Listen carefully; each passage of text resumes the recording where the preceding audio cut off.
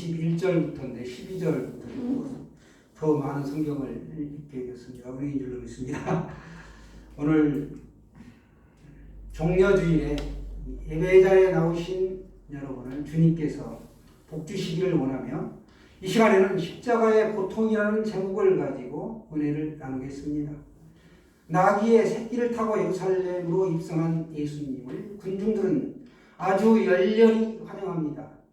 호산나 호산나 주의 이름으로 오시는 이여 찬송을 받으시리로다. 그랬던 예수님이 가룟 유다에 의해 은 30세계에 팔려 고난을 받으시고 결국은 십자가에서 처형을 당하시게 됩니다. 그 여정에서 오늘 본문이 수록된 이 마가복음에 대해서 말씀을 나누겠습니다. 마가복음은 마가가 기록한 복음서입니다. 이 저자 마가 요한이라고도 하고 요한 마가라고도 하는데 요한은 그의 유대식 이름이고 마가는 로마식 이름입니다. 마가 요한은 예루살렘에서 상당한 부와 지위를 가진 마리아의 아들이었고 바나바의 조카였습니다. 그는 바울의 1차 전도 여행에서 바나바와 함께 바울과 동행할 수 있는 특권을 누렸지만 선교지의 여러 열악한 어려운 환경을 견디지 못하고 중간에 그만 포기했고 2차 전도 여행에서는 그런 마가를 데리고 갈 수 없다라고 주장한 바울과 헤어져서 바나바와 함께 구브로 지금의 키프로스 지방으로 떠나게 됩니다. 그 후에 마가는 이 실수를 이기고 다시 새 생활을 시작한 청년의 삶을 보여주게 되죠. 이처럼 성도는 시작이나 과정이나 다 중요하지만 그 못지않게 끝이 좋아야 합니다. 마가는 생전에 예수님을 직접 만나 뵙지는 못했습니다. 그럼에도 베드로의 제자이자 통역가였던 이 마가가 베드로의 설교를 요약하여 쓰여진 복음서가 바로 이 마가복음인데 이 마가복음은 사복음서 마태, 마가, 누가, 요한 중에서 가장 먼저 쓰였고 다른 복음서를 기록하는 모범이 되었습니다. 본서의 기록 목적은 네로 황제의 박해 속에서 성도들이 두려움에 떨었는데 이 두려움을 이겨내야 하는 어떤 정신무장의 필요성을 느끼게 됩니다. 따라서 마가는 로마에 있는 이방인 그리스도인들에게 힘을 주고 예수님께 대한 믿음의 토대를 견고하게 하기 위해 마가복음을 쓴 것입니다. 아주 귀한 복음이죠. 예수님은 자신의 죽음과 부활을 염두에 두고 제자들을 가르치시고 돌보시는 것들을 보여주셨습니다. 예수님은 자신의 죽음과 부활을 염두에 두시고 제자들을 교육한 것이죠.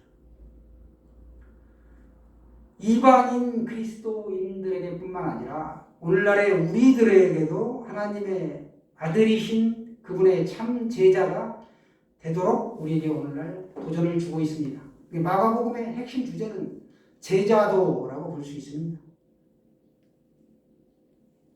본문 21절에는 구레네 사람 이렇게 등장하는데 리비아 동북부 지역이 오늘날 구레네입니다. 이 구레네 사람이었던 알렉산더와 루포라는 사람의 아버지 시몬이 오늘 등장하죠. 시몬은 디아스포라, 흩어져 있는 자라는 뜻인데 이 디아스포라 유대인으로 유월절을 지키기 위해서 시골에서 수도 예루살렘으로 상경했을 것으로 보입니다. 구경꾼 중에 있다가 예수님이 십자가를 지고 가다 더 이상 버티지 못하고 그만 쓰러진 곳에서 로마 병정이 얼떨결에 잡아가죠. 끌려나와 십자가를 대신하게 되었습니다. 갑자기 십자가를 졌을 때 얼마나 황당하고 두려움이 있었겠습니까? 그러나 예수님 대신 억지로 지게 되었던 이 십자가가 시몬에게는 예수님이 누구신지를 누구보다도 정확하게 알 수 있는 계기가 되었습니다. 시몬이 억지로 졌던 이 십자가에는 로마 군인의 뜻이 있었고 큰 틀에서는 배후에서 역사하시는 하나님의 계획이 있었습니다. 그는 십자가를 진 이후로 영적으로 큰 성장을 이루게 됩니다. 바울이 로마에 보낸 로마서 편지에 보시게 되면 주 안에서 택하심을 입은 누포와 그 어머니에게 문하노라. 그 어머니는 곧 내 어머니니라 이렇게 말씀합니다. 구레네 시몬의 영적인 족적을 우리가 발견할 수 있는 말씀입니다. 시몬의 아내가 바울의 영적인 어머니가 된다. 영적인 어머니의 역할을 했다라고 볼 수 있는 것이죠. 억지로 졌던 십자가가 자신은 물론이고 온 가정이 복을 받게 되었습니다. 우리가 십자가의 능력으로 살기 위해서는 십자가를 피하지 말아야 합니다. 달게 지고 가야 한다는 것이죠. 왜 그렇습니까? 십자가 다음에는 반드시 승리가 주어지기 때문에 그렇습니다. 예수님의 삶은 우리가 따라야 할 표본입니다. 예수님처럼 십자가의 수치와 고통, 이 상처를 감내하며 우리들에게도 살기를 요구하고 있다는 것입니다.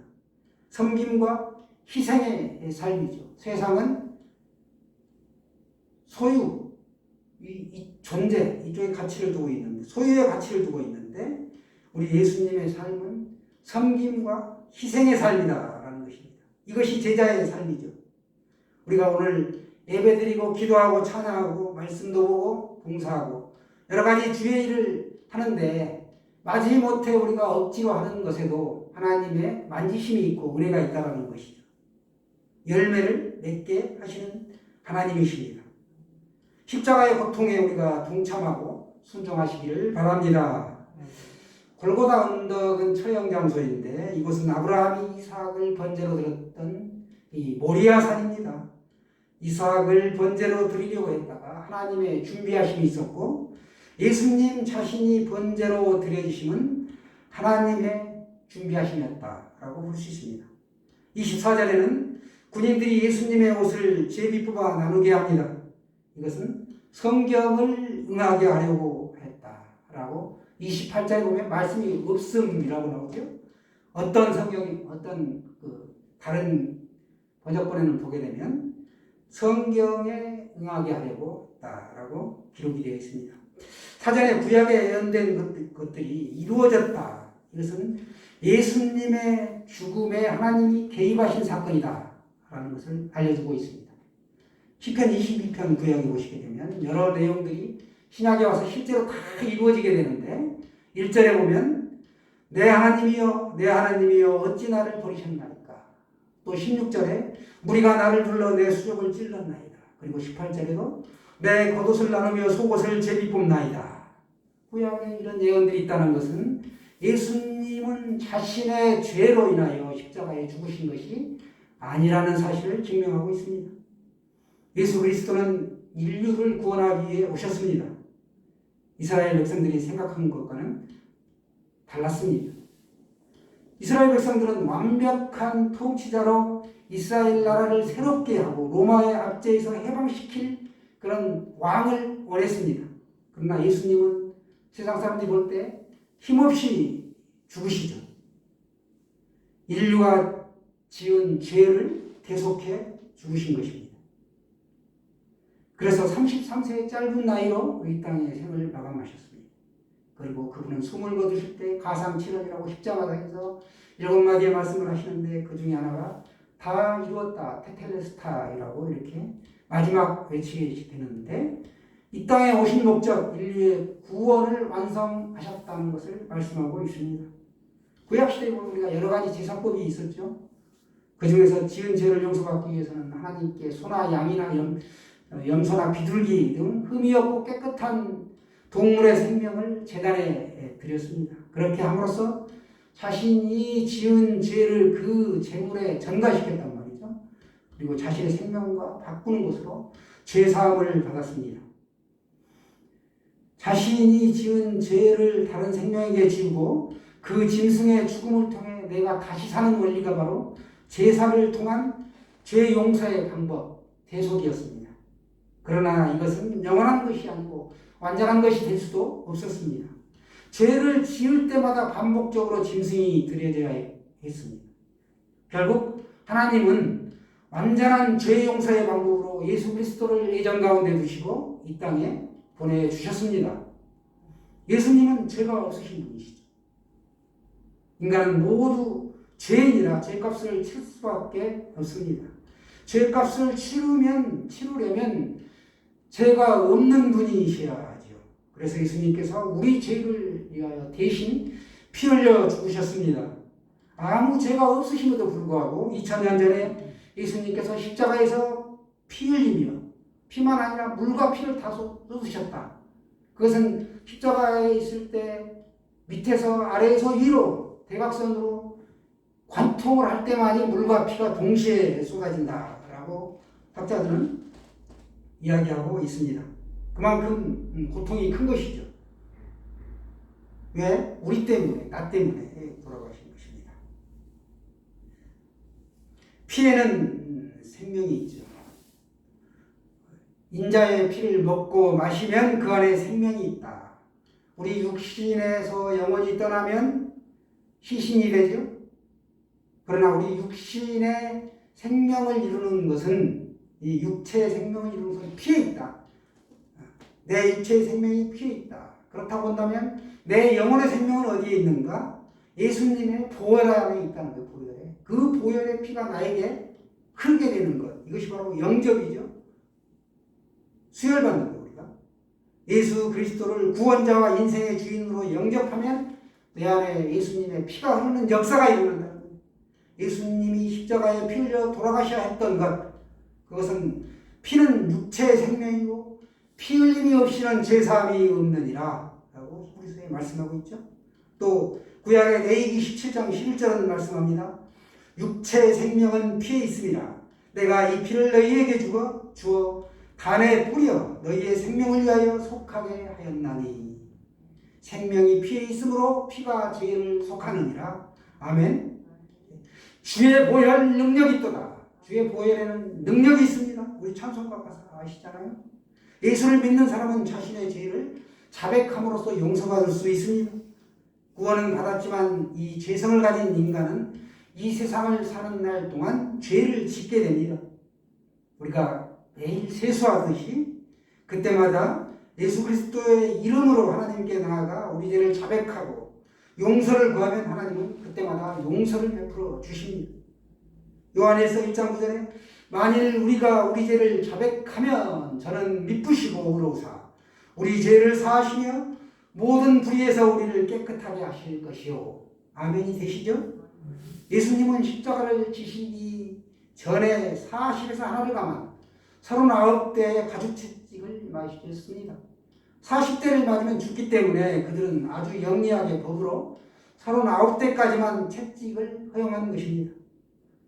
그 가죽채찍이 9가닥으로 되어 있는데 가죽채찍 끝부분에는 새조각과 동물의 뾰족한 뼈들이 거기에 박혀있다는 거예요. 촘촘하게. 그래서 채찍을 휘두를 때마다 사람의 등에서 어깨에서 허리에서 살점이 떨어져 나간다. 그리고 예수님은 십자가를 지시기 전에 이미 버틸 수 있는 근육이 다 파괴됩니다. 겨우겨우 갈 수 있을 만큼만 십자가를 질 수 있을 만큼만 든 것이죠.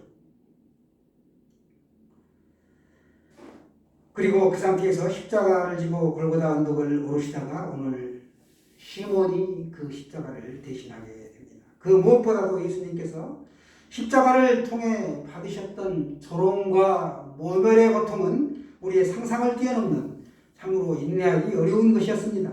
예수님은 얼마든지 천군 천사를 12군단이라도 더 동원할 수 있는 분이셨는데 그렇지 않았다는 것이죠.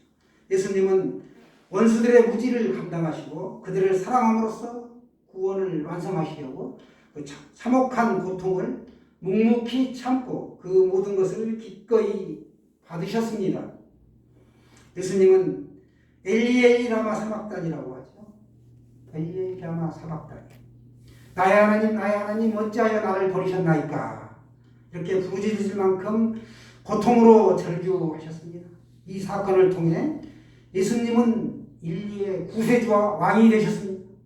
더욱이 이러한 예수님의 몸은 오늘날 각종 천대와 멸시에 직면해야 하는 우리들에게도 하나님의 뜻을 성취하기 위해서는 어떤 자세를 취하는가를 가르쳐주고 있습니다. 예수님이 우리를 사랑하여 십자가를 지셨듯이 우리도 예수님을 뜨겁게 사랑하는 마음을 가지고 십자가를 져야 합니다. 자기를 부인하고 자기 십자가를 지고 하나님의 뜻을 따르는 것이죠. 구원 받은 모든 사람은 날마다 자기 십자가를 지는 사람입니다. 고통스러운 일이죠. 예수님이 십자가를 지실 때 고통당하신 것과 같이 우리가 봉사할 때도 주의 일을 할 때도 온몸을 다해드리고 시간을 드리고 물질을 드리고 또 손해를 감수하는 것입니다. 로마 제국은 그리스도인을 핍박하였습니다. 당시에 그 콜로세움 오령 경기장이죠. 카타콤 지하묘지교회에 굉장히 유명한 그 시절의 유물로 남아있는데 서로마 제국의 콘스탄티우스 황제가 그 어머니 콘스탄티우스 황제와 헬레나 이 헬레나의 아들이 바로 누스 다르죠? 콘스탄틴이라고 다른 말로 표현할 수가 있는데 이 콘스탄틴이 군대를 거느리고 전쟁터에 나갔을 때 그가 환상 중에 십자가에 달리신 그리스도를 보았습니다. 사이로라고 예수 그리스도를 말하는데 우리 이렇게 보면 X자로 이렇게 되어 있고 그 위에 P자가 이렇게 크게 이렇게 겹쳐 있는 문양을 보셨을 거예요. 라틴어인데 너는 십자가의 깃발로 승리하리라 이걸 보게 되죠. 그때 콘스탄틴은 그 자리에 엎드려 회개하고 부왕이 핍박하던 그리스도를 믿게 되었습니다. 그리고 자기 병사들에게도 방패 십자가를 그려넣게 하였고 전쟁에서 끝내는 이 환상 중에서 보여준 애언대로 승리하였고 그는 나중에 동로마 제국까지 다 통합하여 대로마 제국의 황제가 되었습니다. 그 전에 밀라노 칙령에 의해 AD 313년인데 그리스도인에 대한 박해가 즉 십자가형이 멈춰졌다는 거예요. 그리고 380년이 되어서 테오도시우스 황제가 처음으로 그리스도교를 국교로 정하였습니다. 이처럼 그리스도교가 로마의 국교로 되기까지는 실로 십자가의 위대한 승리가 있었다. 능력이 있었다. 십자가의 능력으로 예수님이 고통당하셨고 이 콘스탄티우스 헬레나 그 어머니 헬레나의 그 신앙이 작용한 것이죠. 헬레나는 여관의 그 어머니였다. 여관을 경영하는 사람이었다. 또 어떤 데는 보면 선술집에 경영하는 사람이었다라고도 나오는데 출신이 미천하여 나중에 또 황제에게 또 버림을 받습니다. 그런데 이 신앙이라는 것은 이렇게 계속적으로 계승이 된다는 거예요. 눈에 보이지 않지만 이게 점점 이렇게 계승이 되면서 그렇게 그리스도인들을 박해했던 로마가 국교로 지정되기까지는 수많은 사람들의 헌신이 있었다. 그게 바로 십자가의 고통을 나눠지는 그 그리스도인들이 있었기 때문에 문맥이 이어져서 그런 위대한 변화가 올 수 있었습니다. 마치 대한민국이 일제의 압제하에서도 나라를 되찾고 오늘날 이렇게 번영할 수 있었던 것처럼 그리스도교도 흩어져 복음 전하는 디아스포라에 의하여 또 선교사들에 의하여 여기까지 와서 우리가 오늘날 이렇게 예수 믿는 복을 누리게 되었습니다. 십자가에는 능력이 있습니다. 여러분, 십자가는 곧 죽음을 말합니다. 자존심이 죽고 자기 만족이 죽고 욕심이 죽고 이익을 모두 죽이고 심지어 목숨까지 바치라고 합니다. 내가 힘들어도 고생스러워도 또 손해가 막심해도 십자가를 지면 그 십자가가 결국은 나에게 유익이 된다는 사실을 기억하시기 바랍니다. 그래서 스펄전 목사님은 이런 말을 하셨습니다. 천국에서 면류관을 쓴 사람들 중에 이 세상에서 십자가를 지지 않는 사람들은 하나도 없다. 공감이 되십니까? 우리 모두 주님을 사랑하는 마음을 가지고 자기에게 주어진 십자가를 기쁘게 지고 갈 수 있기를 바랍니다. 영광의 면류관을 쓰는 그날까지 십자가의 고통을 감당하면서 십자가의 능력으로 승리하시기를 축원합니다.